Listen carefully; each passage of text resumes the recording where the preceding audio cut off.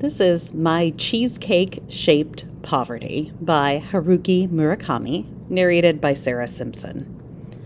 The Triangle Zone was our name for the place. I couldn't think of any better name for it. The area was a perfect triangle if someone had drawn it out, and she and I lived there on that land. This was back in 1973 or 74. When I say Triangle Zone, don't go picturing a kind of delta. The triangle zone we lived in was much narrower, more like a wedge. Imagine, say, a round, full-size cheesecake. Cut it into 12 equal pieces with a knife so it's like the face of a clock. What you'd end up with, of course, are 12 slices of 30 degrees each at the tip. Place one of these on a plate, and as you sip your tea, take a good hard look at it. That tapered end of the thin slice of cake? That's exactly the shape of the triangle zone I'm talking about. Okay, so how did such a weirdly shaped plot of land come about? Well, you might ask, or maybe not. Either way's fine with me, since I don't know the answer. I asked some of the neighbors about it, but all I found out was that it had been shaped like a triangle long, long ago, was a triangle now, and would probably, far, far into the future, remain a triangle. People there didn't seem to want to talk about this triangle zone or even think about it. For them, it was like talking about a wart behind your ear. Better left undiscussed. Probably because of its weird shape.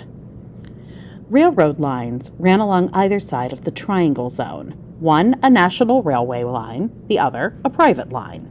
The two lines ran parallel for a while, then at the very tip of the wedge formed a junction where it was as if they were ripped apart, branching off at strange angles, one north and one south. It was quite a sight to see. Whenever I gazed at the trains whizzing by at the tip of the triangle zone, I felt as if I were standing on the bridge of a destroyer, slicing its way through the ocean waves. In terms of livability, the triangle zone was appalling. First of all, there was the obvious noise level, but what do you expect? How could it not be ear-splitting to live hemmed in between two railroad lines? Open the front door, and there was a train roaring by. Open a window at the back of the house, and yet another train would thunder by right before your eyes. And when I say right before your eyes, I'm not exaggerating. The trains were so close, I could look the passengers in the eye, not a greeting. Really something, now that I think about it. You'd assume that it would be quiet after the last train of the night had passed by, right? I thought so too, before I moved there. Problem was, there was no such thing as a last train. The last passenger train was just before 1 a.m., but then came the late-night freight trains. And once they'd finished rolling by at dawn, the next day's passenger trains would start up again. It was an endless repeat of this, day after day. Talk about crazy.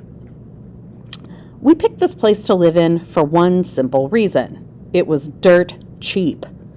It was a detached house with 3 rooms, its own bath, and even a small garden, all for about the same price as renting a studio apartment. Since it was a standalone house, we could bring our cat along too. It was as if the place had been specially made just for us. We'd only recently got married, and not to brag or anything, but we could very well have been featured in the Guinness Book of Records under World's Poorest Couple. We saw the house listed in the window of a real estate agent's office near the station. At least as far as the rent and the layout of the rooms were concerned, this was a lucky find, astonishing even. Yeah, cheap it is, for sure, the bald real estate agent said, but I have to warn you, it's really noisy. As long as you can stand that, you could call it a lucky find.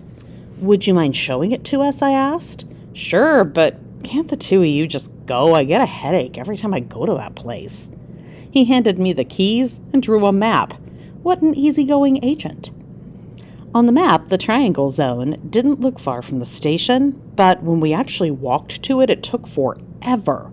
We had to detour around the railroad tracks, cross an overpass, and trudge up and down a somewhat filthy hill before we finally arrived at the rear of the triangle zone.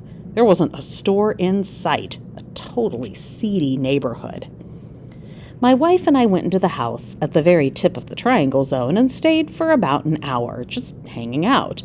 During this time, trains kept on rumbling past. Whenever an express train roared by, the windows would rattle.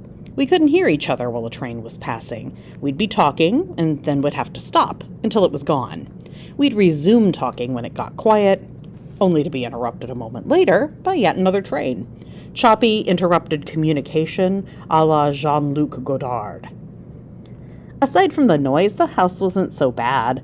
The structure itself was old-fashioned and in need of some serious repair, but on the plus side, it had a tokonoma recessed alcove and a small outside seating area attached to the house and had a nice feel to it. Spring light shining through the windows formed little sunny squares on the tatami. It was a lot like the house I'd lived in years ago when I was little. "Let's take it," I said. "I know it's noisy, but we'll get used to it."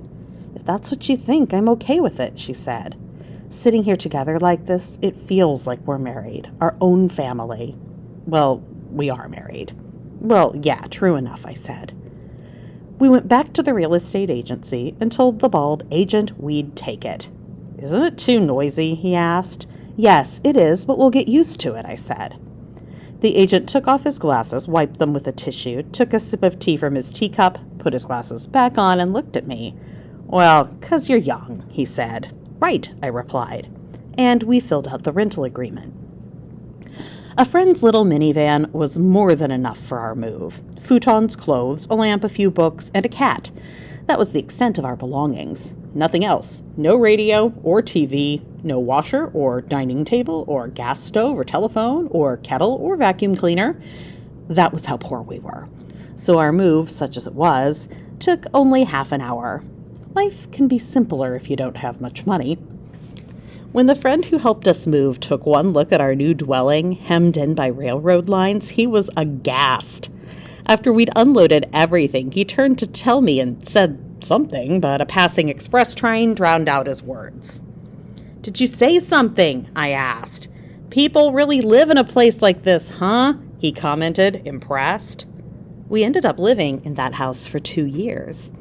It was a poorly built house in a way, since wind blew in through the cracks and gaps all over the place. Pleasant enough in the summer, but come winter, it was hell.